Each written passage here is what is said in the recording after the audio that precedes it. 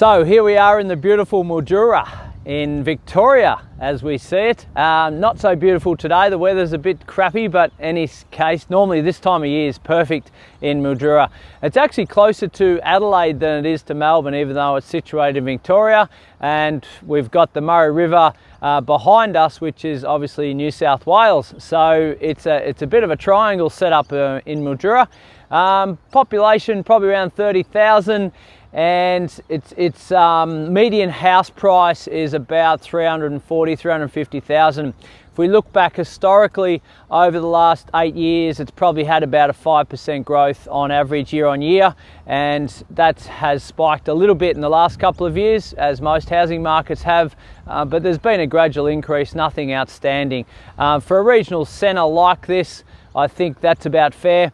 Vacancy rates are sitting under 1% at the moment. Again, larger regionals like this normally have a pretty low vacancy rate. You're going to get a 6% yield, gross yield on average if you're an investor in Mildura. But as you can see by the house price increase over the last 8 or so years, you're getting that single digit growth, but nothing that's going to massively spike. The region's growing pretty well.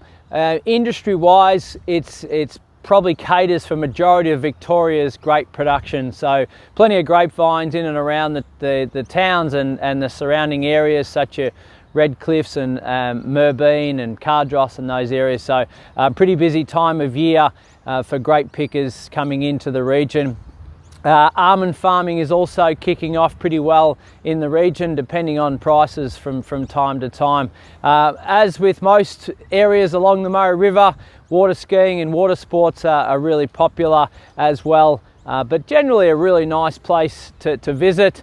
We're actually heading off to Broken Hill today, so we're going to get into the red dust and more into the outback. So crossing over the border back into New South Wales, we'll continue through New South Wales on our journey home. Probably got about 5-6 weeks left at this stage. Going to get back into or back home to the Central Coast in about mid-April. So there it is. This is Mildura, a lovely spot to visit on most days, generally speaking, but I look forward to chatting to you soon.